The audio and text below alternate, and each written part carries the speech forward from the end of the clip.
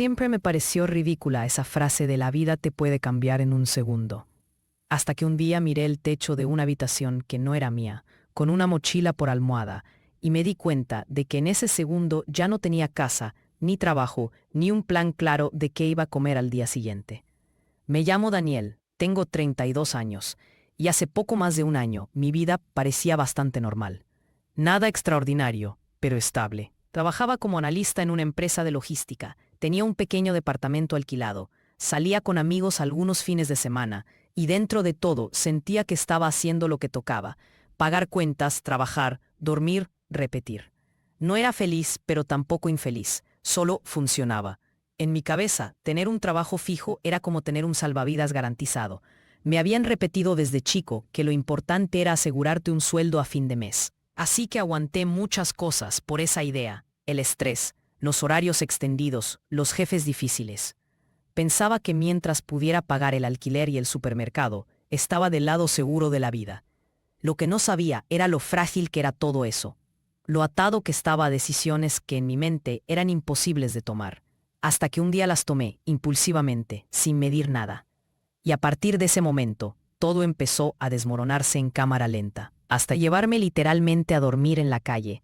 Si algo aprendí, es que la estabilidad económica no es tan sólida como parece. Es más parecida a un vaso de cristal sostenido por manos temblorosas. Mi rutina antes de que todo explotara era predecible. Me levantaba a las 6:30, medio dormido, me preparaba un café rápido y salía corriendo para no llegar tarde. Tomaba el mismo transporte, veía las mismas caras ajenas todas las mañanas. Escuchaba la misma voz en el altavoz anunciando las paradas. A veces me preguntaba cuántas de esas personas estarían igual de cansadas que yo, pero enseguida regresaba al piloto automático. En la oficina pasaba de 9 a 7, aunque en los papeles mi horario era de 9 a 5. La excusa siempre era la misma: hay mucho trabajo, es temporada alta, ya va a bajar. Esa frase me la dijeron durante casi 2 años. Siempre estábamos en temporada alta. Mi jefe directo, Marcelo, era de esos tipos que parecen disfrutar viendo a otros agotados. Sonreía cuando decía cosas como: bueno, hoy nos quedamos hasta que salga, o el que no aguanta la presión, este no es su lugar. Yo aguantaba. Pegaba la vista a la pantalla, cumplía plazos imposibles, respondía correos incluso mientras comía. Me convencía de que era temporal, que eventualmente iba a estabilizarse. En el medio de todo eso tenía pequeñas islas de normalidad. Mi hermana, que a veces me llamaba para preguntarme cómo estaba, aunque yo siempre respondía bien, cansado pero bien. Un par de amigos que insistían en que saliéramos a tomar algo, aunque casi siempre les decía que no porque mañana tengo que madrugar. Y mi madre, que me mandaba mensajes de voz largos, contándome cosas del barrio, del perro, de las vecinas. Yo la escuchaba de camino al trabajo, con el ruido del tráfico de fondo, y sentía un poco de culpa por verla tan poco. Las señales de que algo no estaba bien empezaron de a poco, en detalles pequeños. Me costaba dormirme, y cuando por fin lo hacía, me despertaba en la madrugada con la sensación de que había olvidado algo importante. A veces soñaba con correos electrónicos o con planillas de Excel. Llegaba el domingo a la tarde y ya sentía angustia por el lunes. En la oficina notaba que mi paciencia se acortaba. Antes me bancaba los comentarios sarcásticos de Marcelo. Ahora me hacían ruido por dentro. Empecé a cometer errores mínimos, cosas que antes no me pasaban. Un número mal copiado, un archivo sin adjuntar. Nada grave al principio, pero suficiente para que me llamaran la atención. Un día, mientras revisaba por 10ª vez una tabla de costos, sentí un dolor en el pecho, fuerte, como si me apretaran con una mano desde adentro. Me quedé quieto, mirando la pantalla sin verla. Pensé seriamente que podía ser un infarto. Me levanté, fui al baño, me miré al espejo, sudando. Me eché agua en la cara, respiré profundo. No quise decir nada. Me dio vergüenza. Me calmé como pude y volví a mi escritorio, como si nada. Esa fue la primera vez que pensé: no puedo seguir así mucho tiempo. Pero enseguida vino la respuesta automática: no hay otra, hay que pagar el alquiler. Así que lo guardé, como se guardan los papeles que uno no quiere mirar. Una tarde, todo se empezó a torcer de verdad. Estábamos cerrando un informe importante para un cliente grande. Marcelo había dejado casi todo en mis manos, con ese tono que mezcla desconfianza y amenaza. No quiero sorpresas, Daniel. Este cliente no se puede perder. Me lo repetía cada media hora. Yo llevaba días durmiendo mal. Me quedaba en la oficina hasta tarde comiendo enfrente del monitor.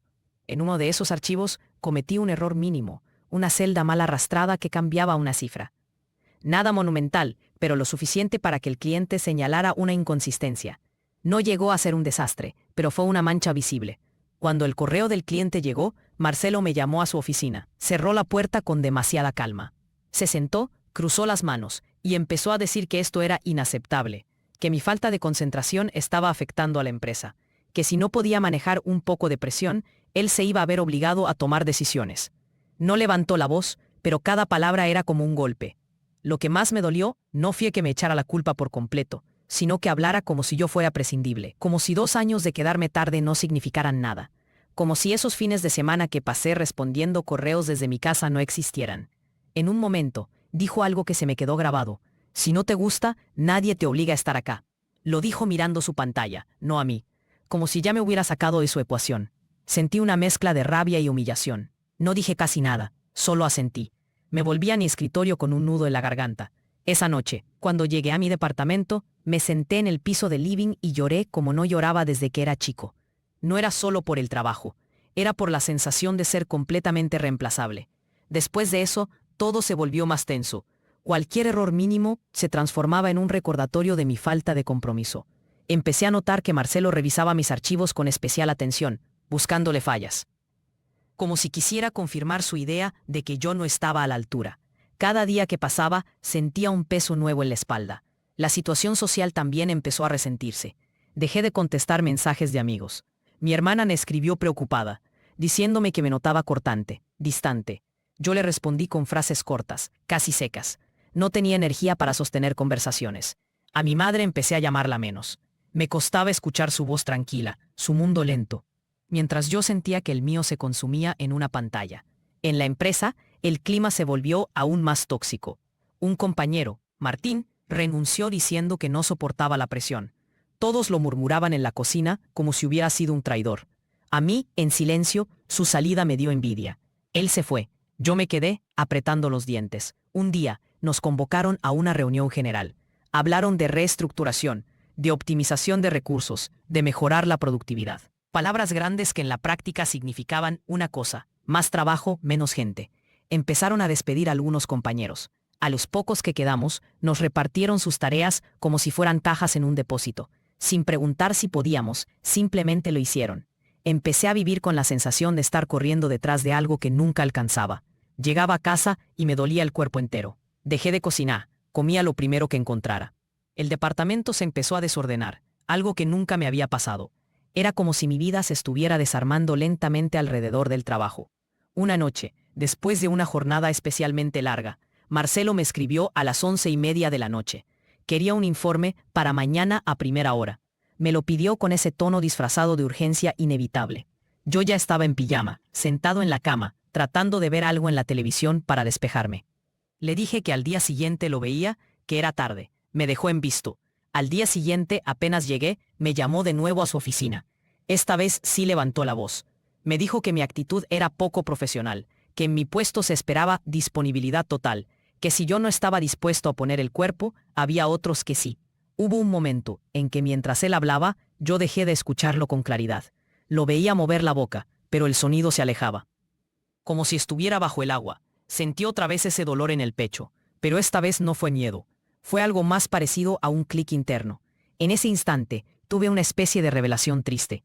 Estaba sacrificando mi salud, mis relaciones, mi vida entera, por un lugar donde literalmente me estaban diciendo que era desechable, que no hacía falta que estuviera ahí si no me gustaba. La presión fue aumentando en mi cabeza como una olla cerrada. Empecé a tener fantasías raras de simplemente pararme y decir hasta acá, pero siempre las cortaba con la misma idea. ¿Y después qué? Esa frase me mantuvo atado más tiempo del que quiero admitir. El punto de quiebre llegó un martes cualquiera, sin nada especialmente dramático. A veces las cosas se rompen en los días más comunes. Habíamos tenido una semana especialmente pesada. Me había quedado varios días hasta las 10 de la noche. El sábado anterior, mi hermana me había escrito para preguntarme si iba a ir al cumpleaños de mi sobrino. Yo le dije que sí, que contara conmigo. Pero ese mismo sábado, Marcelo me llamó porque había surgido un tema urgente con un cliente del exterior. Me pidió que me conectara desde casa. Trabajé todo ese día. No fui al cumpleaños. Cuando finalmente apagué la computadora, eran casi las 11 de la noche. Vi las fotos del festejo en el grupo familiar. Mi sobrino con la torta. mi hermana sonriendo, todos juntos. Sentí una punzada de culpa tan fuerte que tuve que apagar el celular. El martes, después de otra discusión por un detalle absurdo en un informe, Marcelo me dijo, frente a varios compañeros, que yo estaba por debajo de lo esperado. Lo dijo con ese tono neutro, pero lo suficientemente alto como para que todos escucharan. Sentí que se me quemaba la cara de vergüenza. Cuando volví a mi escritorio, vi un mensaje de mi hermana, una foto de mi sobrino con un dibujito que había hecho para mí. Un muñeco de palitos con mi nombre abajo. El mensaje decía, te extrañó mucho el sábado. Dice que por qué trabajas tanto. Leí eso. Miré la pantalla llena de números delante de mí. Escuché el murmullo de la oficina y algo se cortó. No fue una decisión racional, pensada. Fue una mezcla de cansancio acumulado, bronca y un miedo distinto. El miedo a seguir ahí y perderlo todo de a poco sin darme cuenta. Me levanté, respirando hondo. Caminé hasta la oficina de Marcelo. No toqué la puerta. Entré. Él levantó la vista, molesto. Antes de que pudiera decir nada, escuché mi propia voz, temblorosa pero firme, diciendo que renunciaba. Así, sin rodeos. No llevaba una carta preparada, nada formal. Fue impulsivo. Marcelo se quedó en silencio unos segundos, sorprendido. Después intentó recuperar el control. Me dijo que lo pensara, que no era el mejor momento, que había procesos complicados en marcha. Pero yo ya estaba decidido. Sentía que si me quedaba un solo día más, algo dentro de mí se iba a apagar definitivamente. Firmé lo que había que firmar. Entregué mi tarjeta de acceso. Me despedí rápido de algunos compañeros. Algunos me miraban con una mezcla de pena y envidia. Uno me dijo por lo bajo, ojalá tuviera tu coraje. Yo no sentía coraje, sentía vértigo. Salí del edificio con una caja de cartón que ni siquiera llené del todo. Eran apenas unas cuantas cosas, una taza, un cuaderno, un par de bolígrafos, un pequeño cactus que había medio muerto por falta de luz. Cuando crucé la puerta giratoria y pisé la vereda, el aire me pareció diferente, más frío, más real. Los primeros días después de renunciar los viví como si estuviera de vacaciones. Dormí hasta tarde, ordené mi departamento, cociné, sentí un alivio inmenso. No recibir correos a cualquier hora, no tener que ver la cara de Marcelo, no sentir la tensión constante en el pecho. Era como si me hubiera quitado un peso de encima. Tenía algunos ahorros, no muchos, pero suficientes, pensé, para aguantar unos meses mientras buscaba otro trabajo. En mi cabeza. No iba a ser tan difícil. Tenía experiencia, sabía que el sector tenía demanda.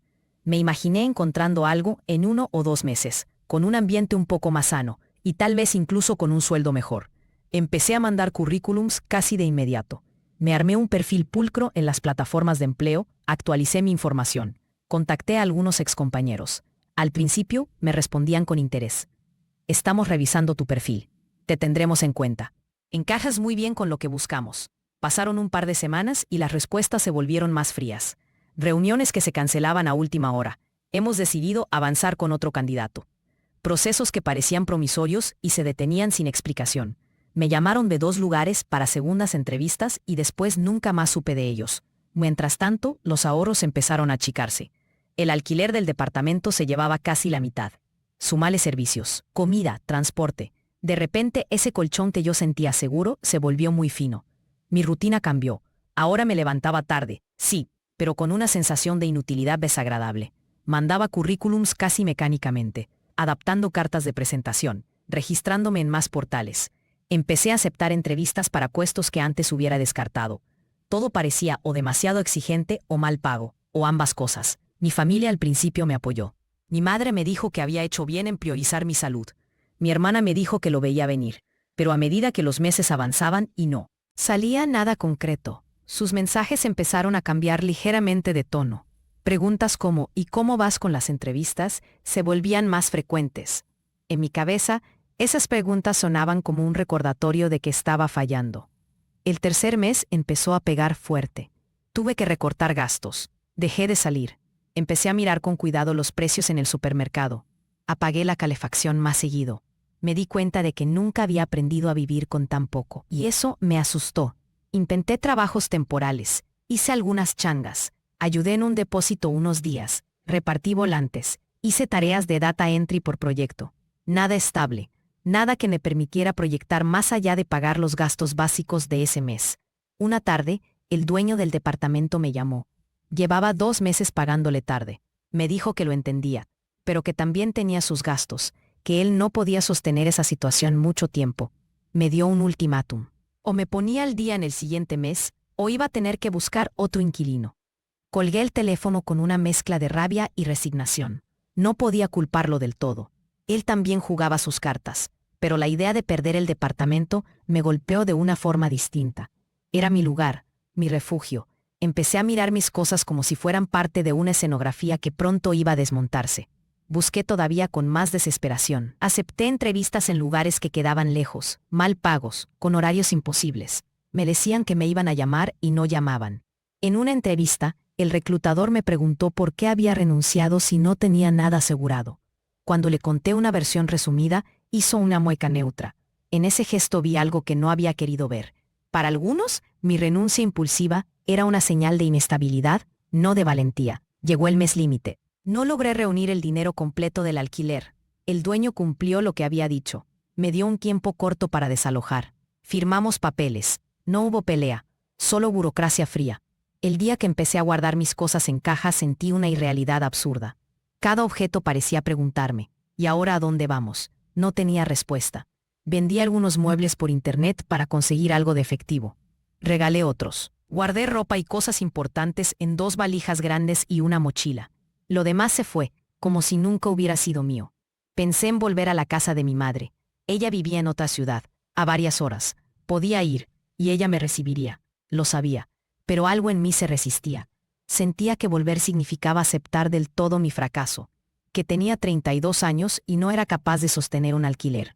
No estaba listo para enfrentar esa vergüenza. Ni sus ojos preocupados viéndome llegar con valijas, así que me quedé en la ciudad. Un amigo me ofreció su sillón por un tiempo. Le dije que sí, pero que sería solo unos días, mientras acomodaba todo. Esos días se extendieron a un par de semanas. Su departamento era chico, él trabajaba, tenía su propia vida. Yo pasaba el día sentado en su mesa, con la laptop abierta, mandando más currículums. La dinámica empezó a volverse incómoda. No me lo dijo directamente, pero notaba que invadía su espacio. Una noche, mientras cenábamos, me preguntó si había pensado en irme al pueblo con mi madre. Lo dijo con buena intención, pero me dolió. Era la confirmación de que ya no era simplemente un amigo que está pasando unos días, sino alguien que ocupaba un lugar que no era suyo. Esa misma noche, en la cama plegable que él me había armado en el living, estuve despierto hasta tarde, mirando el techo. Tenía un poco de dinero, lo justo para unos días. Pero cada día que pasaba ahí, la sensación de estar fuera de lugar crecía. Pensé en hoteles baratos, en pensiones. Empecé a buscar precios. Incluso eso se me iba de presupuesto. No hubo un momento épico en el que quedé en la calle. Fue más bien una suma de pequeñas decisiones cobardes. De no querer incomodar. De no querer pedir ayuda de la forma correcta. De creer que algo iba a salir, y no salía. Una madrugada, después de otro día de silencios tensos en el departamento de mi amigo, tomé una decisión estúpida y desesperada. Esperé a que se durmiera. Agarré mi mochila y una de las valijas, y me fui. Le dejé un mensaje diciendo que iba a probar otra opción, y que después le contaba. Me respondió al día siguiente, preocupado, pero yo ya estaba en otra parte. Esa otra parte, los primeros días, fue una estación de autobuses. Descubrí que de noche se volvía un refugio improvisado para gente perdida como yo. Algunos dormían sentados, otros caminaban en círculos. No estaba solo, pero tampoco pertenecía a ningún lado. Al principio, me decía a mí mismo que era temporal, que solo iba a ser por un par de noches. Usaba las duchas de un gimnasio barato, al que todavía me quedaba una semana de membresía. Me cambiaba de ropa en los baños. Guardaba la laptop como un tesoro, porque era lo único que me conectaba con la idea de conseguir trabajo. Mandaba currículums desde cafeterías de cadenas, aprovechando el Wi-Fi. Consumía lo más barato posible para justificar estar ahí un rato. Había momentos en que sentado con un café frío, mirando la pantalla, se me olvidaba por unos minutos que ya no tenía cama propia. Después llegaba la noche y la realidad volvía con toda su textura. Con el tiempo, el dinero se achicó aún más. Empecé a elegir entre comer y pagar un lugar para dormir bajo techo. A veces prefería comer y dormir en algún rincón relativamente seguro. Descubrí parques que cerraban tarde, bancos que quedaban iluminados por faroles, huecos de edificios donde el viento pegaba menos. La primera noche que dormí literalmente en la calle, sin techo sobre mí, fue extraña. El piso era más duro de lo que había imaginado. El ruido nunca se iba del todo. Había autos, voces, pasos. Me dormía por ratos cortos, despertándome con cualquier sonido más fuerte. El miedo era constante, no tanto a que me robaran, sino a desaparecer, a convertirme en parte de esa masa invisible que la gente evita mirar. En esos días aprendí cosas que nunca había querido aprender. Dónde ir a pedir un plato de comida caliente sin demasiadas preguntas. En qué horarios ciertas iglesias repartían bolsas con alimentos. Cómo doblar la ropa para que ocupe menos espacio en la mochila pero se arrugue lo menos posible. Cómo lavarme en baños públicos sin llamar demasiado la atención. La laptop inevitablemente también empezó a ser un problema. No podía dejarla en ningún lado. Era una carga física y mental, pero era mi única herramienta para intentar salir de ahí. La cuidaba más que a mí mismo. A veces pasaba horas en bibliotecas públicas, no tanto leyendo, sino cargando la batería y usando el Wi-Fi. Allí me sentía un poco persona otra vez. Seguí mandando currículums, pero con el tiempo, mi aspecto empezó a delatar mi situación. Por más que me lavara y tratara de mantener cierta prolijidad, había algo en el cansancio de los ojos, en la ropa cada vez más gastada, que no podía disimularse del todo. Fui a un par de entrevistas en ese estado. Sabía que mi voz temblaba más de lo habitual, que mis manos sudaban. Podía ver en las caras de los entrevistadores la duda, el juicio silencioso. La vergüenza se volvió una capa constante sobre todo. No le conté a mi madre lo que realmente estaba pasando. Le decía que estaba en una pensión barata, mientras buscaba trabajo. Ella me ofrecía dinero, pero yo lo rechazaba con excusas, diciendo que la cosa estaba mejorando. Mentía, en parte por orgullo. En parte por miedo a preocuparla al punto de enfermarla. Con mi hermana fue parecido. Me escribía, me preguntaba cómo iba todo. Yo respondía con frases genéricas. Ahí vamos, saliendo adelante. Cada vez me costaba más sostener esa fachada. Hubo un día en que escuché un mensaje de voz de mi sobrino diciéndome que me extrañaba. Lo escuché sentado en un banco de plaza, con la mochila al lado. Lloré bajito, apretando el celular en la mano. Los días se mezclaban. El tiempo se deformó. Mi vida pasó a organizarse en torno a cosas básicas. Dónde comer, dónde ir al baño, dónde no me iban a echar por sentarme mucho tiempo. Los currículums seguían saliendo, pero cada vez con menos esperanza. Una tarde, mientras estaba en la biblioteca, recibí un correo distinto. Una empresa de logística, más pequeña que donde había trabajado antes, pero del mismo rubro. Decían que mi perfil les interesaba, que querían tener una entrevista por videollamada. Leí ese correo varias veces, como si fuera una broma. La idea de una videollamada, en mi situación, era casi absurda. No tenía un lugar tranquilo ni presentable donde conectarme. Mi cara mostraba semanas de cansancio. Mi ropa no estaba en su mejor estado, pero era una oportunidad, una rendija. Pasé todo el día siguiente pensando cómo hacer. Al final, decidí usar una de las pequeñas salas de estudio de la biblioteca, las que se reservan por hora. Me vestí con lo mejor que tenía, me peiné en el baño, me afeité con una maquinita vieja que todavía funcionaba. Me miré al espejo y vi a alguien que parecía una versión gris de mí mismo, pero al menos arreglada. La videollamada fue rara. Sentí que mi propia imagen en la pantalla me delataba. Aún así, intenté sonar seguro, profesional. Respondí preguntas técnicas, hablé de mi experiencia. Cuando preguntaron por qué había dejado mi trabajo anterior, dije la verdad pero recortada. Hablé de un ambiente muy exigente, de priorizar mi salud, de buscar un lugar más equilibrado. No mencioné que en ese momento, si giraba la cámara, se vería una biblioteca pública y no mi casa. El reclutador fue correcto, amable, me dijo que tenían otros candidatos, pero que mi perfil les parecía interesante. Cuando cerramos la llamada, me quedé unos segundos mirando la pantalla negra. Sentí un peso en el estómago. Era una mezcla de esperanza y terror. Pasaron unos días. Yo seguí en mi rutina, sobreviviendo como podía. Cada vez que escuchaba una notificación en el celular, el corazón se me aceleraba. Una tarde, en una de esas, llegó el correo que había estado esperando. Me ofrecían el puesto. No era un sueldo alto, pero era un sueldo. Había un periodo de prueba de 3 meses. Tenían oficina, horarios, responsabilidades. Era, en pocas palabras, una forma de volver. La alegría que sentí se mezcló enseguida con otra cosa.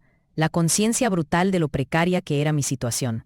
Tenía que llegar presentable a un primer día de trabajo, sin tener dónde dormir esa noche. Tenía que recuperar algo de humanidad en muy poco tiempo. Esa noche, por primera vez en semanas, acepté la ayuda que había estado rechazando. Llamé a mi hermana. No le conté todo con detalles, pero fui más honesto. Le dije que había estado muy justo, que había perdido el departamento, que había estado moviéndome de lugar en lugar. Ella se quedó en silencio unos segundos. No me reprochó nada. Solo me dijo que por qué no había dicho algo antes. Sin hacer demasiadas preguntas, me hizo una transferencia. Era dinero suficiente para pagar unos días en una pensión modesta, comprar algo de ropa decente y cubrir el transporte al nuevo trabajo. Mientras veía el mensaje de la transferencia, sentí alivio y vergüenza al mismo tiempo, pero esta vez decidí no dejar que el orgullo me hundiera más. Con ese dinero alquilé una habitación pequeña en una pensión barata. La cama era dura, las paredes finas. Se escuchaban ruidos de otros cuartos, pero tenía techo, tenía puerta, tenía un lugar donde dejar la mochila sin abrazarla para dormir. Me bañé largo, hasta que el agua caliente me dejó la piel roja. Me miré en el espejo y me vi un poco más humano. El primer día de trabajo, caminé hacia la nueva oficina con una combinación de emoción y miedo que nunca había sentido. La empresa era más chica, menos lujosa que la anterior. El jefe que me recibió tenía un tono mucho más tranquilo que Marcelo. Me explicó mis tareas con calma. Dijo algo que me sorprendió, que ahí valoraban el equilibrio porque sabían que la gente quemada rendía mal. No sé si lo decía en serio o si era parte del discurso, pero en ese momento necesitaba creerle. Volví a tener un escritorio, una computadora, una tarjeta de acceso. Volví a ver mi nombre en un correo institucional. Cosas que antes daba por sentadas. Ahora me parecían casi lujosas. La posibilidad de saber dónde iba a dormir esa noche y la siguiente se convirtió en un privilegio inmenso.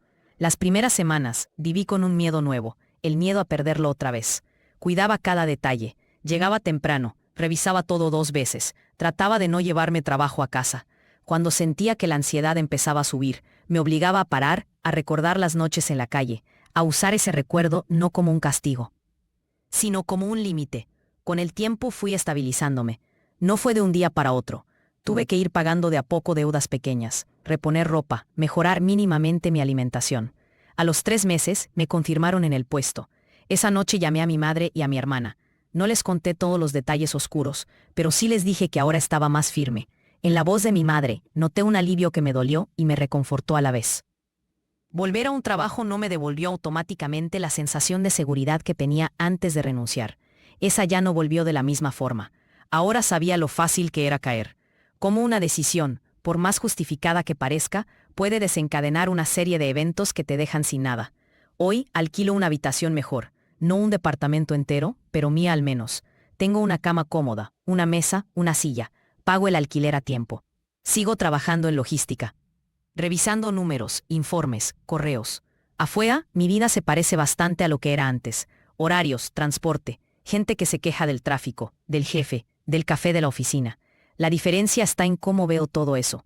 Cada vez que paso por la estación, donde dormí una noche entera, me detengo unos segundos. Miro a la gente que está ahí, con mochilas, bolsas, miradas perdidas. No los miro con lástima, sino con una especie de reconocimiento incómodo. Sé que no estoy tan lejos como me gustaría pensar. No saqué conclusiones heroicas de lo que me pasó. No me convertí en un ejemplo de nada. No descubrí un propósito luminoso. Solo entendí, de forma muy concreta, que la estabilidad es una palabra frágil, que puede quebrarse por una suma de decisiones propias y ajenas. Renuncié a un trabajo que me estaba destruyendo, y no me arrepiento de haberlo hecho. Pero también sé que lo hice sin red, sin plan, impulsado por un cansancio que me nublaba la razón. Esa mezcla me llevó a lugares en los que nunca imaginé estar.